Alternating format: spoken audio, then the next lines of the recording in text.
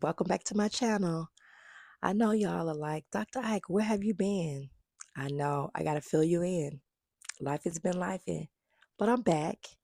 And for those of you, because I see I've gotten some new followers since I've been gone, I'm Dr. Ike. I'm a psychologist and a professor. And I'm all about family systems, epigenetics, and intergenerational trauma. But let me fill you in on what's been going on. So as you can see, I got a new look. I cut off all my hair.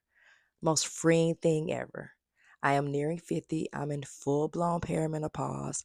Last year, I got our daughter off to college. So we're now with one kid in our house, almost empty nesters. He's an 11th grader. He'll be a senior next year.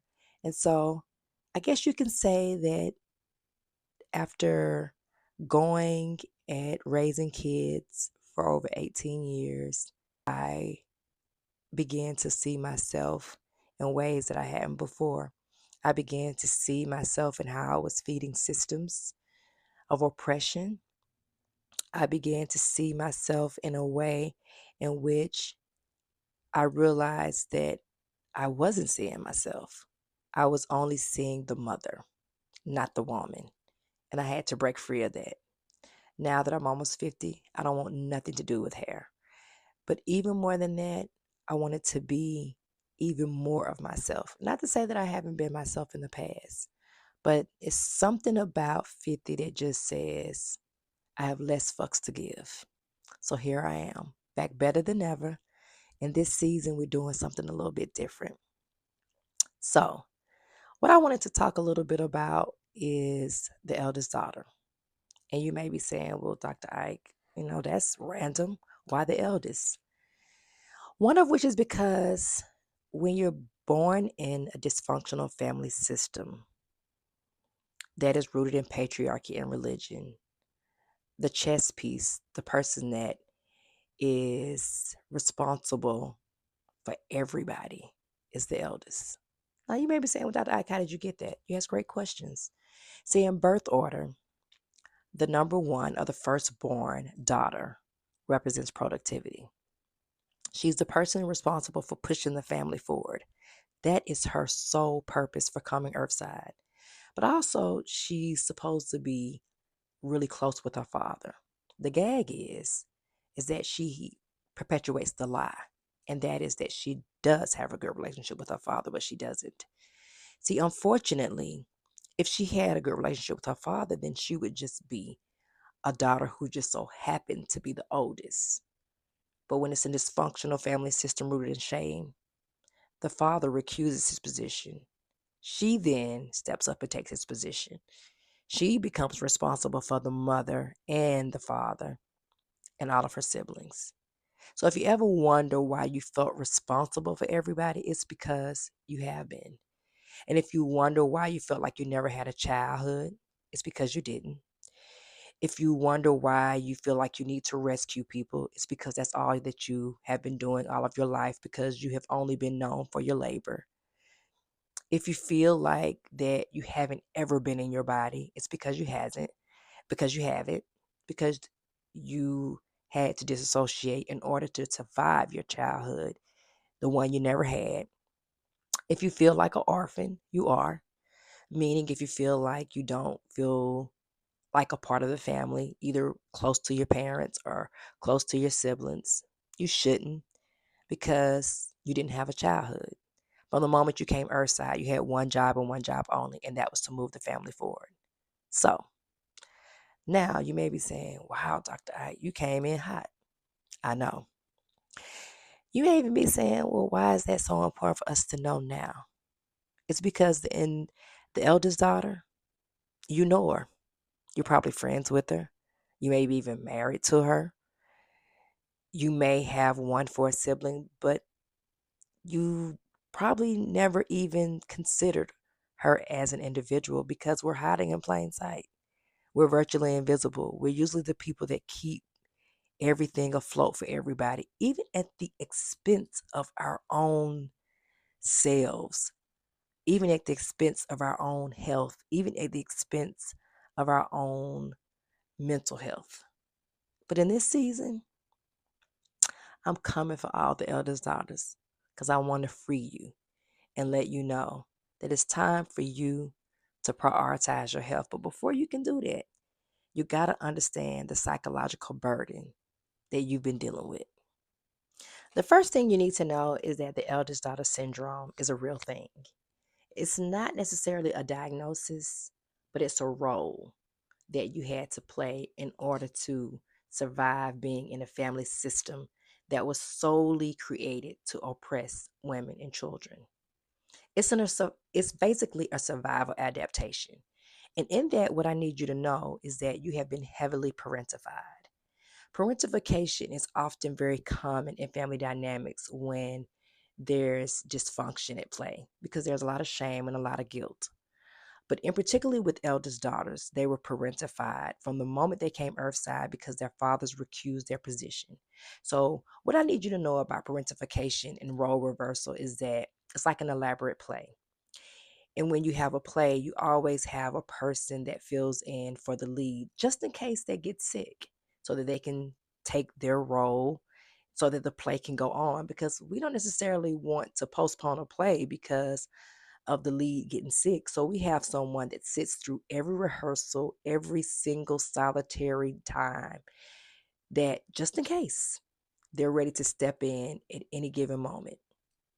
So when you look at the family system, when the eldest daughter is born, the father recuses himself often because the mother of the eldest daughter never marries anybody other than a mere template of her own childhood, i.e., her father or her mother. It's important that you know that because the eldest daughter's mother is not sovereign, which is the biggest mistake. So she has nothing to really give her children, and particularly the eldest.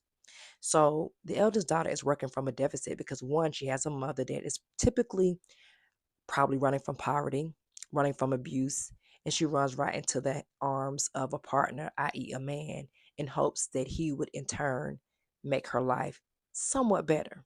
But it doesn't necessarily work that way. So the eldest daughter is heavily parentified. She has completely stepped out of her role as a daughter, and now she's a surrogate spouse. She plays that to both her father as well as her mother. And even as her siblings, she plays the role of a surrogate parent.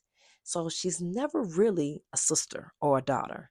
She's only a surrogate spouse, even a surrogate mother sometimes to her parents, or either a surrogate parent to her siblings. Now, what I need you to know in particular about parentification is that it's inappropriate, meaning that a child should never have to be responsible for an adult's negligence. But the eldest daughter does exactly that.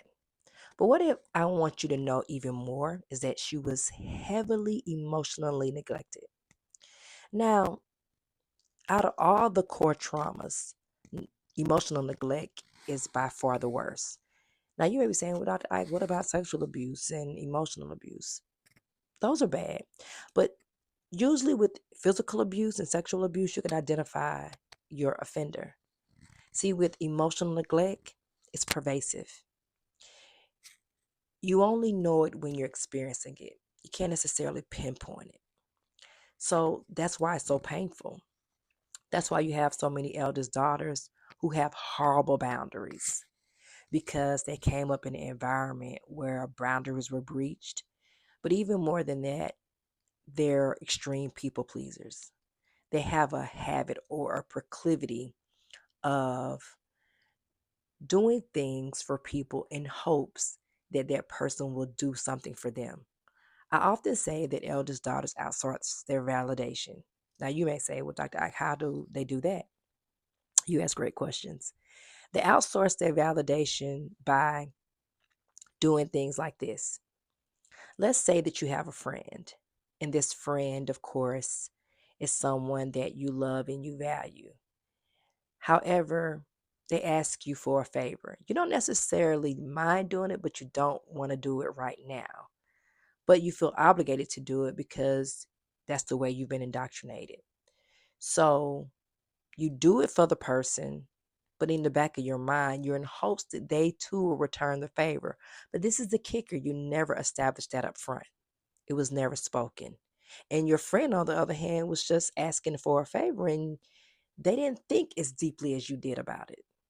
But because of how you were indoctrinated by manipulative parents who took advantage of your labor, you think everybody worked like that. So, you being a kind friend, you take your friend up on the offer, you do the thing they asked, and after it's all over, you may circle back like a week later and say, hey, you may ask for a favor yourself. Now, they may decline, not because they don't love you, but because they have really good boundaries.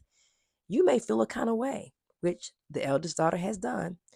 And you may say, wow, I just did X for you. You didn't do this for me. How dare you? Now the eldest daughter is resentful. But what she doesn't realize is that this person has boundaries. You didn't. And even more than that, you can't outsource your validation by doing something for someone in hopes that they'll do the same thing for you. But that's what she learned being an eldest daughter. She learned that everything was transactional. And most importantly, the currency was obedience. Meaning, if she was to ever get love, which she never got it in a tangible sense, she had to be obedient. And being obedient was a myriad of things. It could have been getting good grades, picking your siblings up from school, taking care of them, getting them up in the morning, getting them to school, working early as 14 years old in order to bring in income from the house. Who knows? But it was always related to her labor, never her personhood, never her humanity. So if you wonder why the eldest daughter struggles with compliments and rejects them, it's because what is a compliment to a person who has never been seen for themselves? They don't know what it is. They almost think you're being funny. And so for the eldest daughter, she has a complicated relationship with praise, but even more with understanding the lines of what it means to fill up her own cup and then sometimes expecting others to do that for her. Another thing that the eldest daughter had to learn was how to emotional monitor things.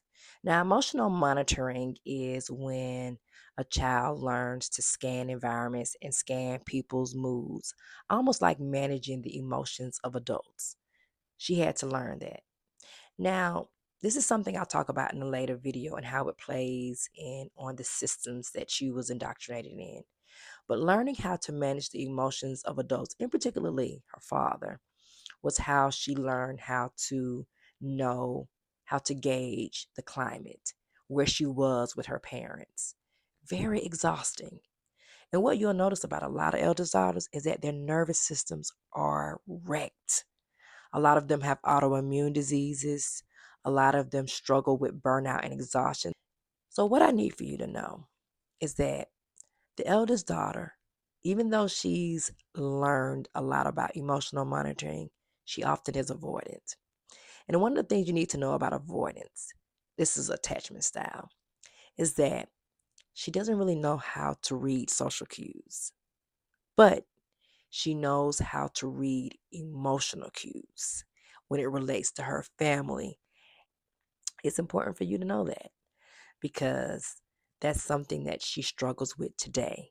Is understanding where she stands with people when they are upset with her or when something isn't right. She takes it very personally.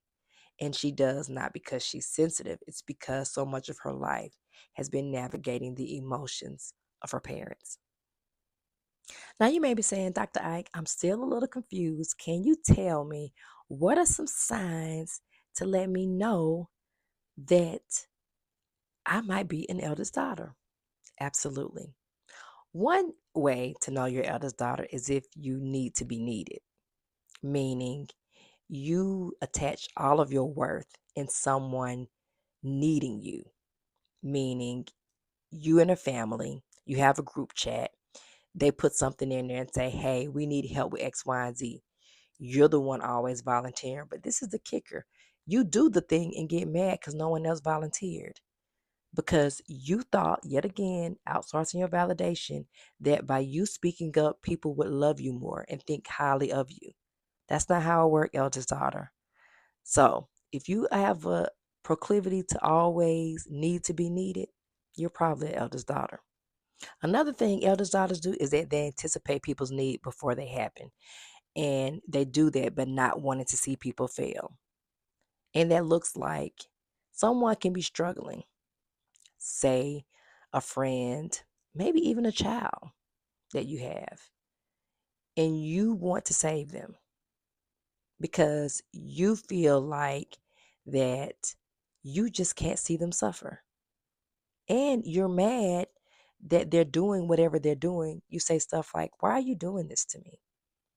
Listen, eldest daughter, it's nothing personal.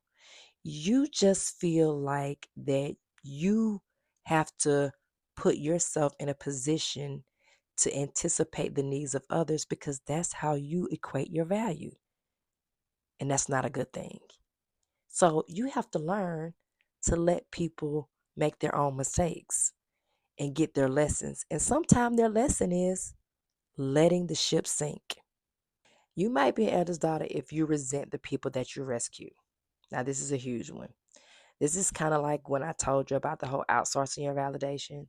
So, the eldest daughter has been manipulated by her own family dynamic and her parents. So, she sometimes have and this idea that when I do something for you, that means something.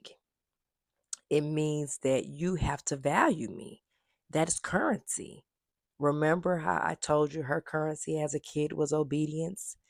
She uses that same currency as an adult. So she feels like when she rescues people, this is her way of getting love, validation, affirmation.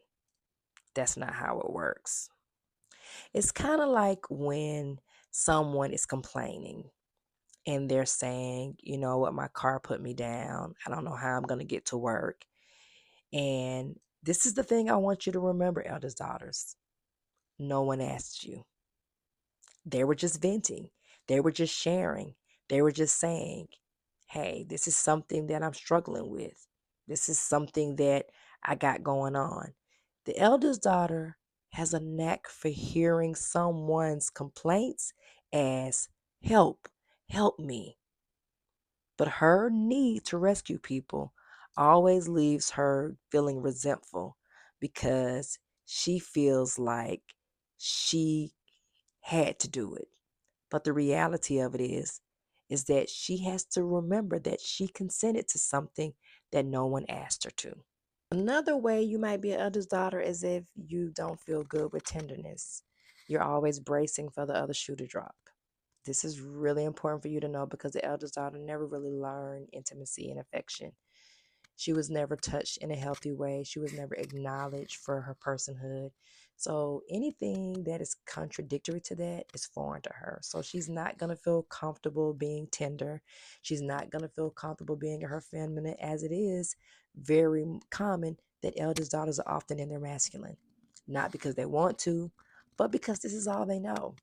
They've been literally operating in their labor from the moment that they came earthside. So it's foreign.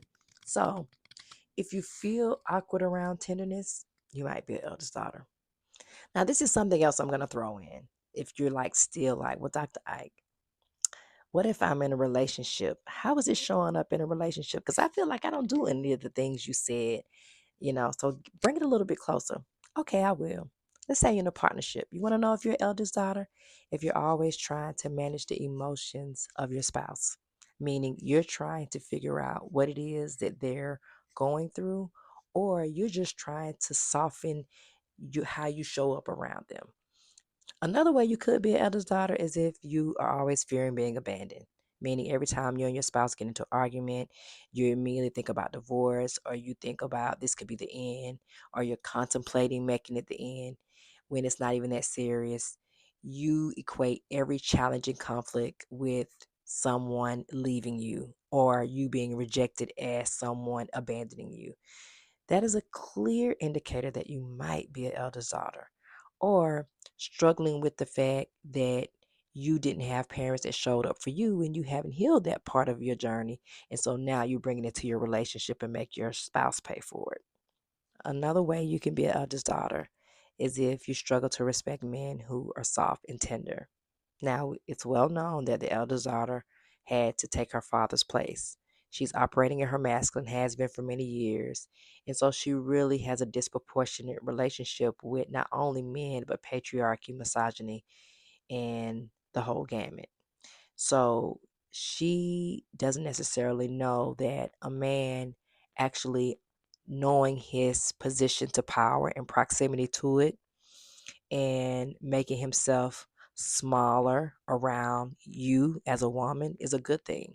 And I don't mean smaller like he's trying to be insignificant, but he actually knows his position and he willfully steps down and decenters himself in order to center you.